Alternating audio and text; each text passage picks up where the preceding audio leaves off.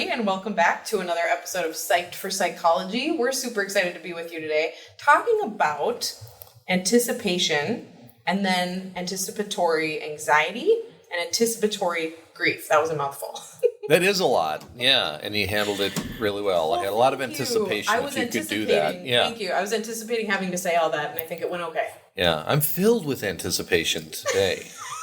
It's exciting. You know, you are probably too young to remember this commercial, but there was a Heinz ketchup commercial that I grew up with, and they had this Heinz ketchup bottle tipped over, and you would wait. And it was almost like they did this in slow motion. The ketchup would be coming out so slow, and they were saying, Heinz ketchup is so thick, and they had this song going as this slow motion drop of ketchup would come out of the bottle, like Heinz is the patient. Or I don't know even what it was. Maybe they were singing, anticipation. It's making me wait. It was a pretty good ad because obviously I remember it. Yeah. But I was thinking about that ad as we were thinking about today and thinking, anticipation is really hard because I remember watching that commercial thinking, all right, just drop the drop of ketchup already. Yes. And anticipation. I don't know about you. I would see this with my dad. I'd just laugh at my dad, but I'm doing the same thing. Okay. He's at a red light. Okay. I'm at a red light. Mm-hmm. And I'm waiting for it to turn green. So you're looking at the other light that's already green in the cross traffic.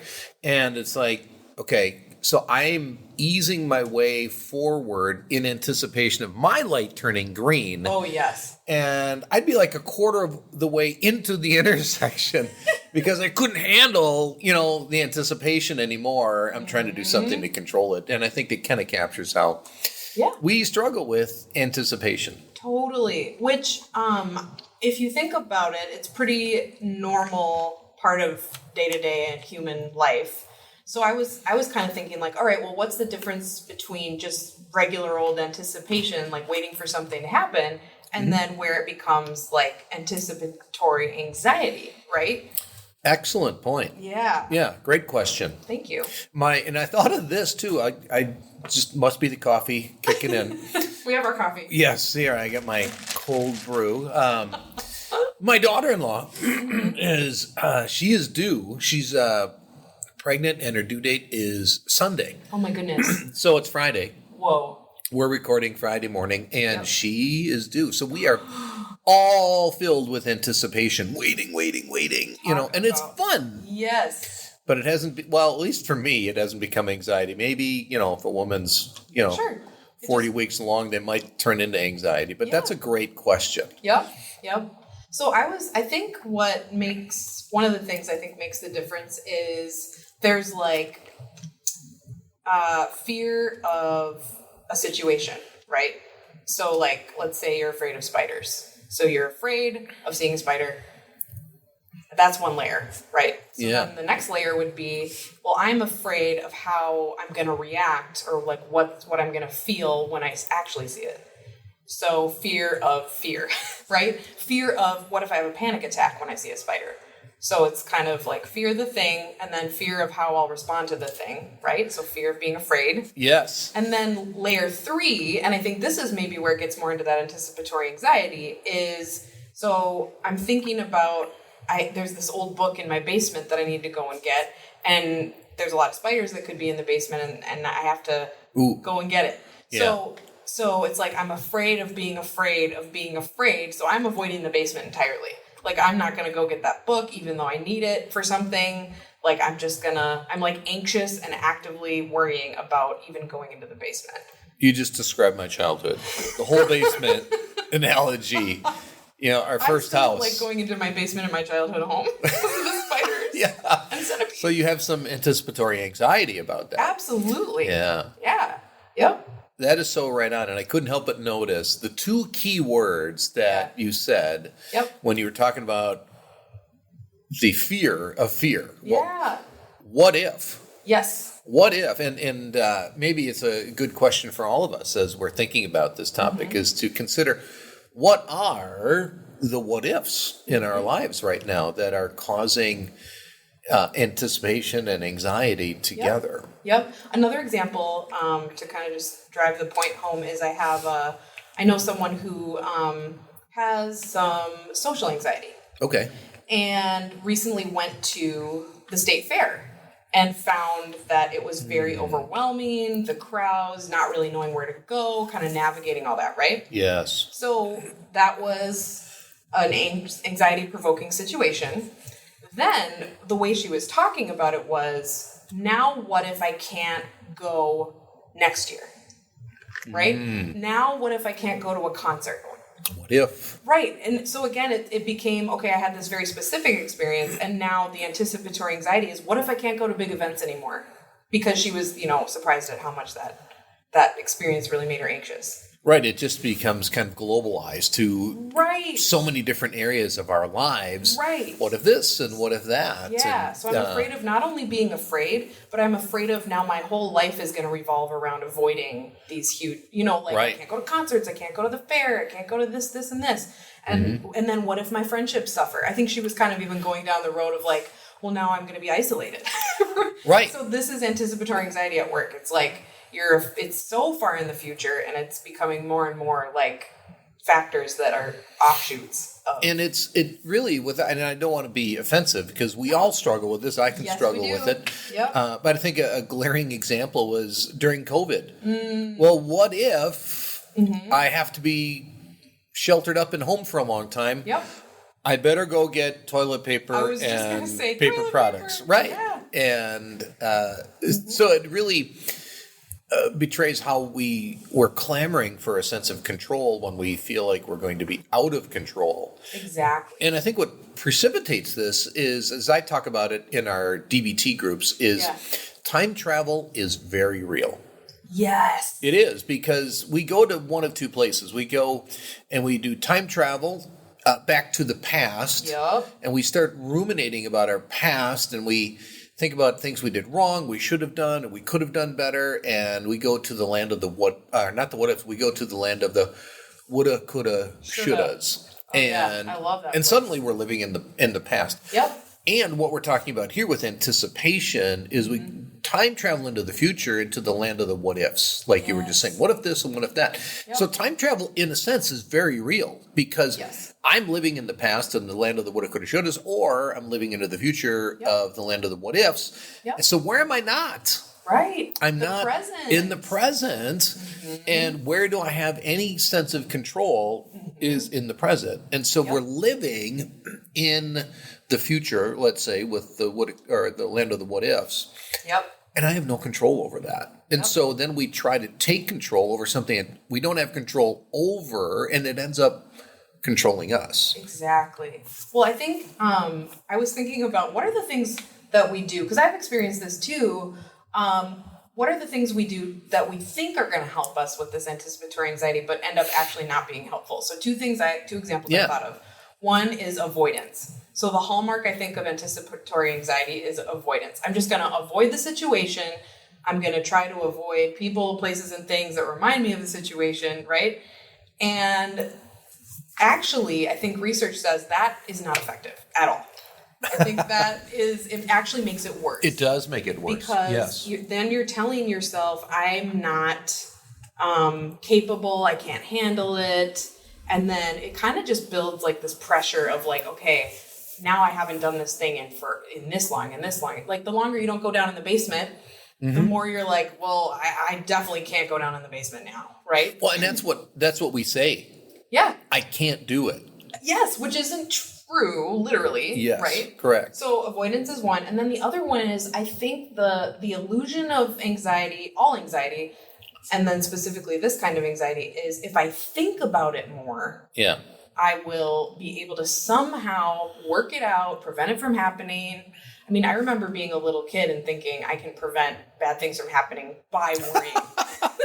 It was just like a little superstition I had, right? Yes. And it just doesn't work, because actually the more we think about it, probably the worse it gets, because now we're thinking of other scenarios. We're thinking of other outcomes. Right? Yes. So in essence, when we're doing that, we're not avoiding, we're trying to control. Correct. Through this obsessive thinking. Right. Right. So the combination of I'm avoiding actually taking action, yes, and then I'm going to do more thinking is kind of like the perfect storm of keeping you stuck in anticipatory anxiety, I would say.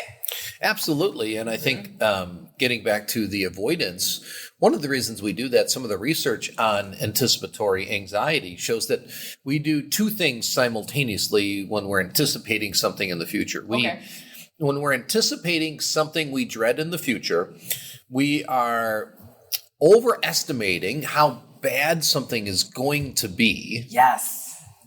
And then we simultaneously underestimate our ability to handle it. That is so true. And we create this perfect storm. And it makes sense. And I think that's important for us to be able to say to ourselves, it makes sense. I don't want to do this because we are irrationally, in a way, making it out to be worse than it ever will be, and our inability to handle it. Yes. And reality tends to be just the opposite. Yes. It's not as bad as we think it's going to be, and we actually are able to handle it. Yes, exactly.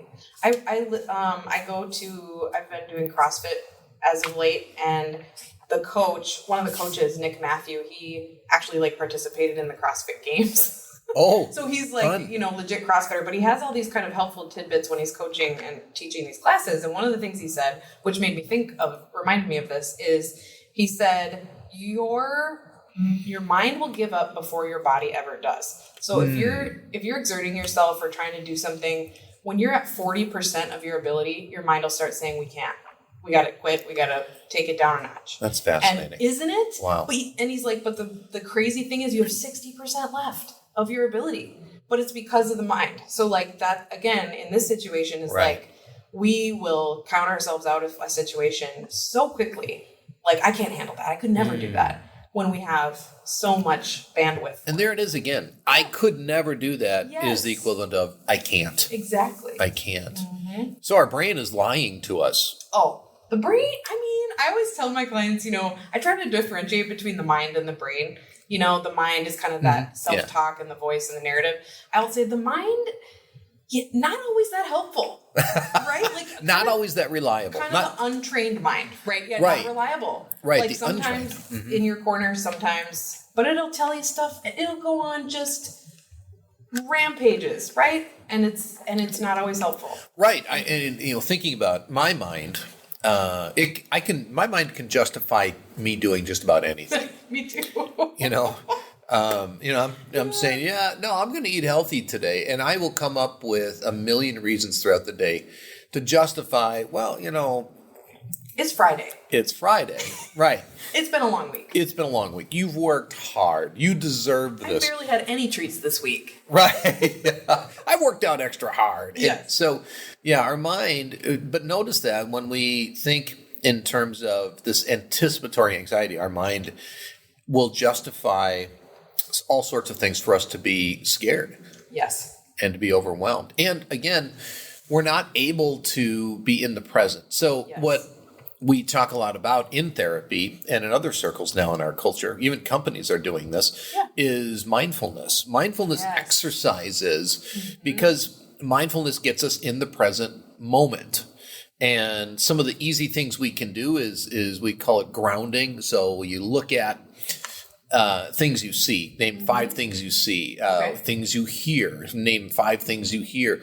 Your nose. Do you smell something? I tell clients, take some candy, have it with you. If you get anxious, throw it in your mouth, and just notice the smell. What does that remind you of? Notice the texture of the candy, because it's engaging all our senses. That's so smart. I'm glad you said that, because I think mindfulness, I don't know about others, but sometimes hearing certain terms a lot of times can kind of make it mindfulness, I don't know what that is, or that's only for other people, or right. I'm not some Buddhist monk, so I don't need mindfulness. But I think it's shorthand for becoming more present oriented, right? Becoming more aware of your present situation. Absolutely, it is, and that's what the 5 senses help us do, right? Right, yeah. And I've read 40% of our time is not in the present. And for somebody who has ADHD like me, it's probably 80% of the time I'm not in the present.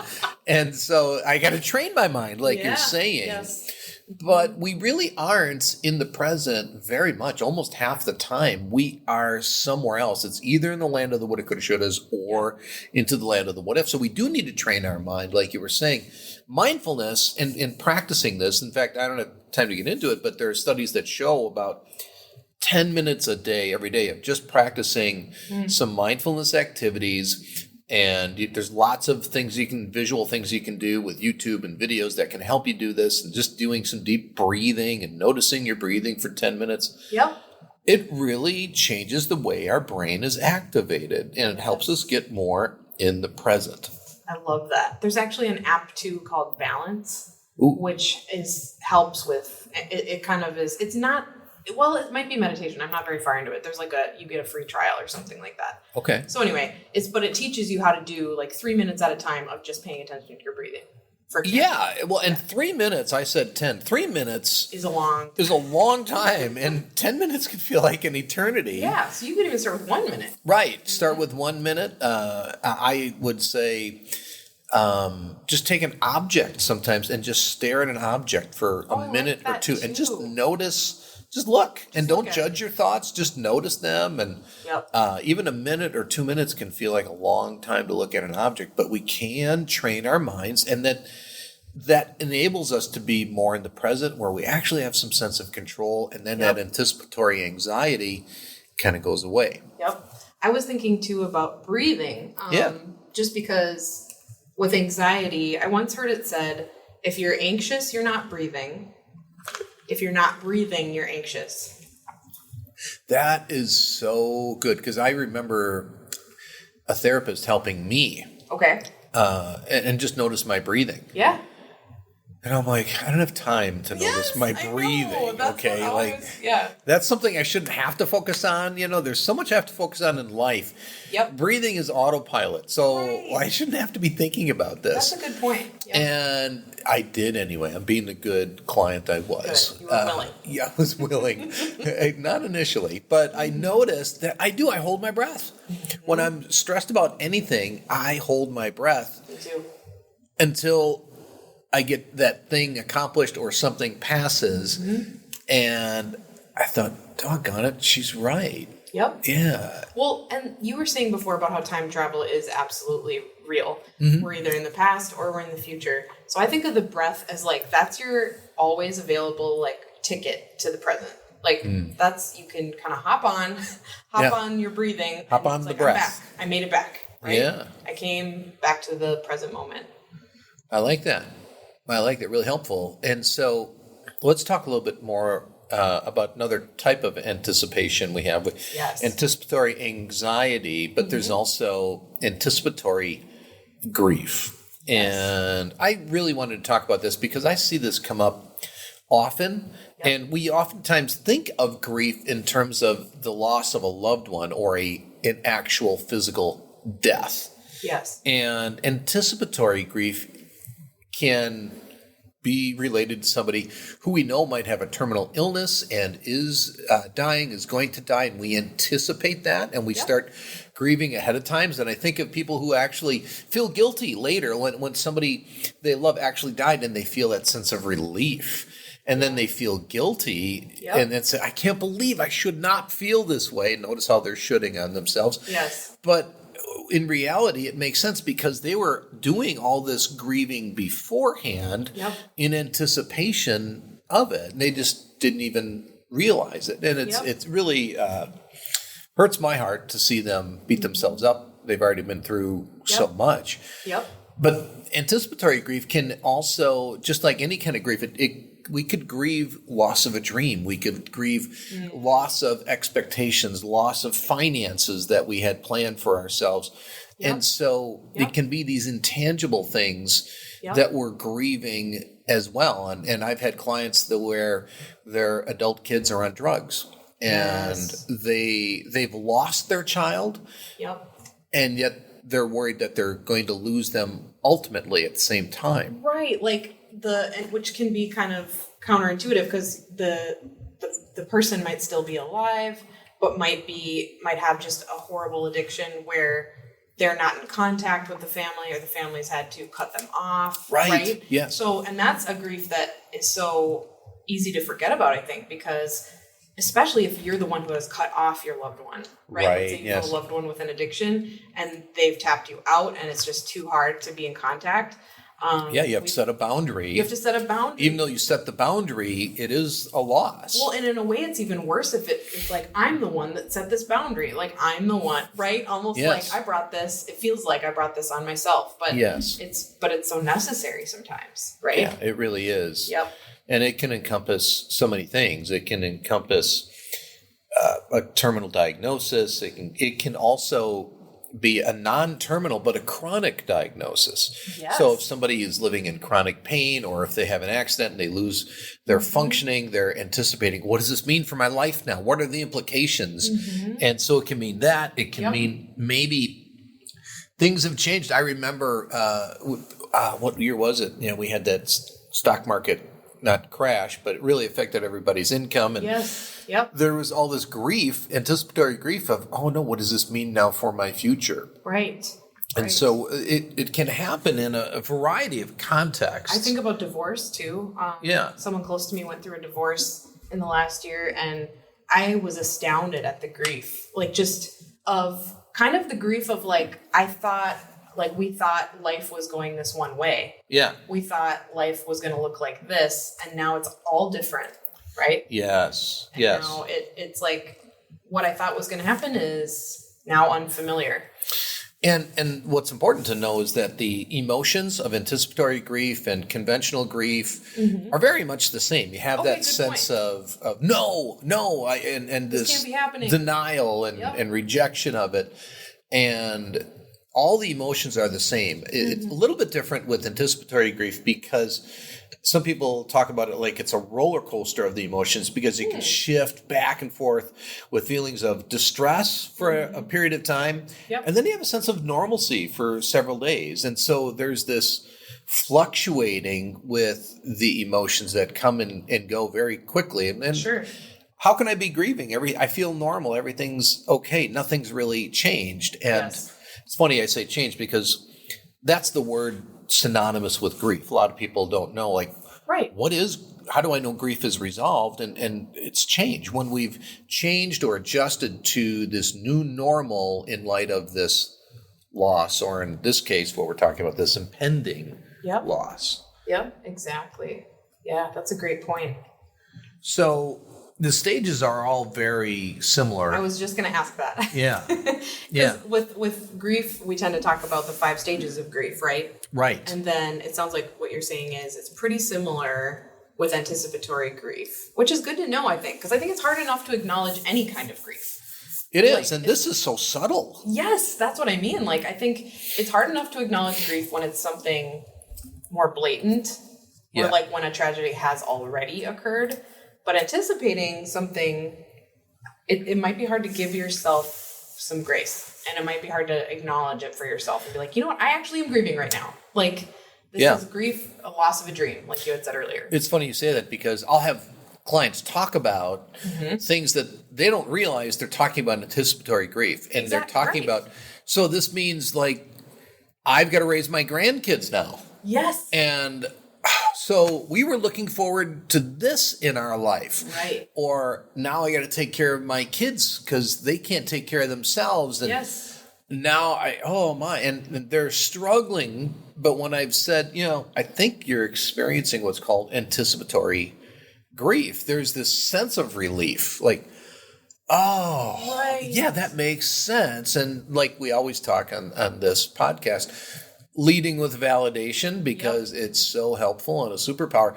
I think when people hear this term that you're actually struggling with anticipatory grief, they feel very validated, and they sort of say, oh, yeah, that makes sense. Exactly. Because I would guess that there would be a lot of feelings around, like in your example you just used about, well, now I have to raise my grandkids. And I was thinking about we were going to travel, and we were going to, have our peaceful retirement and everything. I can imagine a grandparent thinking about that would probably also feel guilty at the same time.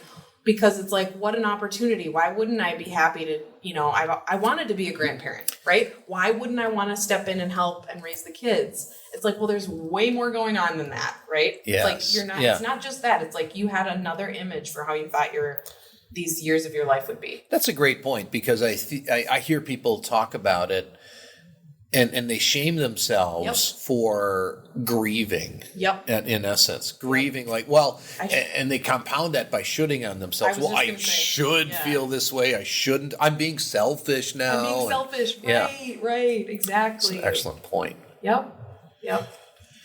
So the stages are all very similar, and it's coming to the resolving of this is when we get to that place of acceptance. Like this is the way it is. It's not only acceptance; it's adjusting and saying, okay, this is the new normal. Yep. And I've accepted it. I've adjusted to it. I've changed. Yep. And leading up to that, you have the denial. I was just going to say, I wonder if I can go over the stages by memory. Let's give it a shot. Let's do it. Okay, so you started with denial. Okay, good. I'll take credit for that one. Thank you. Denial. Yes. The second one I think is anger. Is it? Yes. Yeah. We go into denial because where you're like, well, this isn't fair. This stinks. I hate this. This is the worst. This is, how could this be happening? Right? Yep. So denial, anger. Is it bargaining? You saw I was starting to. You formed your mouth. I did. A B, and I was about to go to the next one, but no. But now, do I get credit for that? Yes. Okay, good, because we do bargain. And because that's our sense of like, no, I don't. All right, I accept that this is happening, but I don't like it.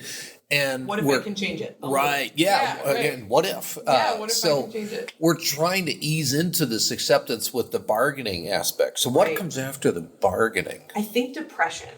Yes. Right? Yeah, and I think so. Where you're trying to resign. Because it's like the energy levels change. So the denial is like, nope, not happening. Yes. Anger, there's a lot of energy because you're like, no. Bargaining, still quite a bit of energy, but it's not as like intense. Yes. And then depression is almost like you let go. And you're like, well, now I'm kind of at my limit here. If I can't bargain anymore and I've lost. Yep. Well, this blows. This sucks. Yep. So, we go into depression. Right, where you're just kind of maybe more shut down. Yes. Yep. And then, drum roll, the last stage, acceptance. I had to mouth that one to you. I think it's acceptance. That's the correct term. So, because that's how we resolve the depression is like, okay, this is the new norm. This is reality. And I think an important thing to note, too, is that when we grieve, it's not linear. It's not sequential. Good, we can go back and forth in this process, and that totally makes sense. But anticipatory grief, very much the same. Mm-hmm. And it's that end goal being very much the same, too. Mm-hmm. So what do we do?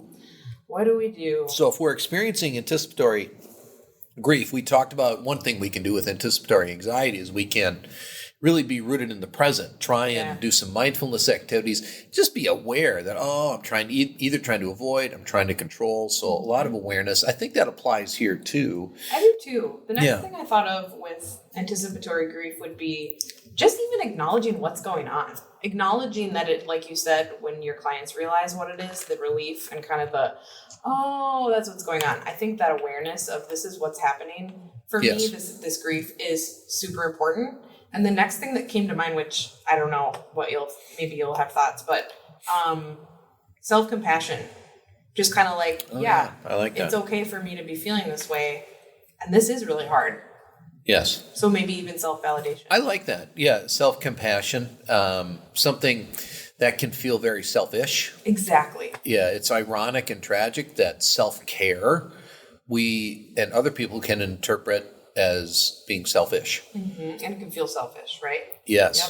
Yep. Yeah. So that's really helpful. Mm-hmm. I think what also can be helpful is just share our feelings openly. Yes. That's part of that compassion. Is this sucks. I hate this. Mm-hmm. I don't like this. Mm-hmm. It's unfair. I don't want this. Yep.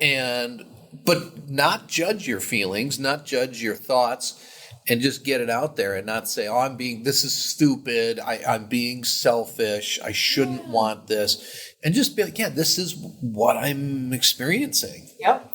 I think therapy can be really helpful with that.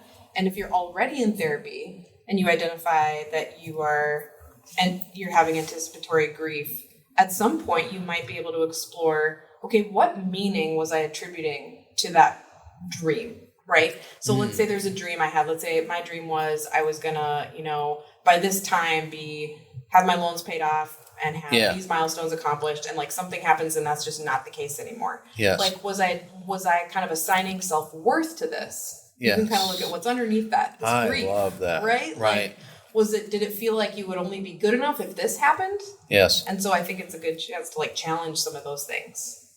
Yeah, I just really want to underscore that because we don't go deep enough, I think, a lot of times to ask ourselves, what's really going on? What's the threat to me right now with this loss? Right. What does it mean to me, not just in terms of I'm sad, but what does this new reality to me mean as well? Yes. What are the implications? How do I perceive myself? How do I define myself? Am I concerned how other people are defining me?